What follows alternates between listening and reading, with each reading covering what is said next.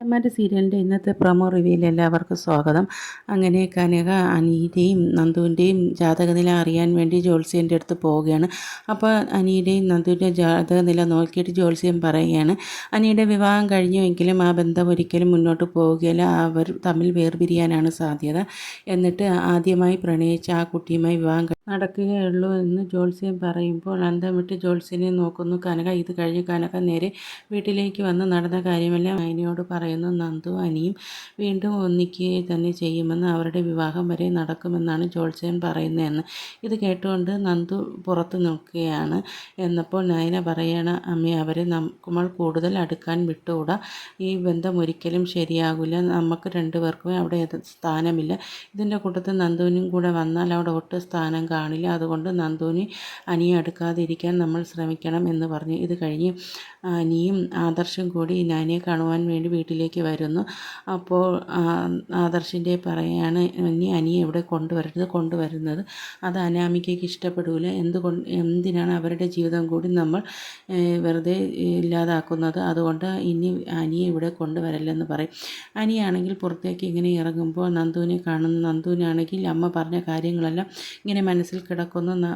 അനിയെ കാണുമ്പോൾ ഒരു തരം സ്നേഹം നന്ദുവിന് തോന്നുകയും ചെയ്യുന്നു.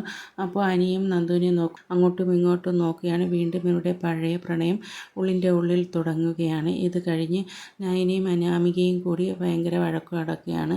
അനാമിക പറയുന്നു, നീ നിൻ്റെ അനിയത്തിയും കൂടെ ചേർന്നല്ലേ അനന്തപുരി തറവാട്ടിലെ സ്വർണവും അടിച്ചു മാറ്റി, വല്യമ്മയ്ക്ക് നിൻ്റെ അനിയത്തി നയനയല്ലേ പാലിൽ വിഷം കലർത്തി കൊടുത്ത് കരളും ചീത്താക്കിയെന്ന് പറയുമ്പോൾ, പാലിൽ വിഷം കലർത്തി വല്യമ്മയ്ക്ക് കരളൊക്കെ പോയത് എങ്ങനെയാണെന്ന് നമുക്കറിയാം, അത് നീയും നിൻ്റെ അമ്മയും കൂടി ചേർന്നല്ലേടി, എന്നിട്ട് അനന്തപുരി തറവാട്ടിൽ നിന്ന് സ്വർണവും അടിച്ചു മാറ്റി നീ നിൻ്റെ വീട്ടുകാർക്ക് കൊടുത്തിട്ടല്ലേ നീ ഞങ്ങളുടെ പേര് പിടിച്ചിട്ടത് എന്ന് പറഞ്ഞ് നവ്യ അനാമികയും ഭയങ്കര വഴക്ക് കിടക്കുകയാണ്. ഇത് കഴിഞ്ഞ് ദേവയാനിയെ ഹോസ്പിറ്റലിൽ നിന്ന് വീട്ടിലേക്ക് കൊണ്ടുവന്ന് വീട്ടിൽ കിടത്തുന്നു.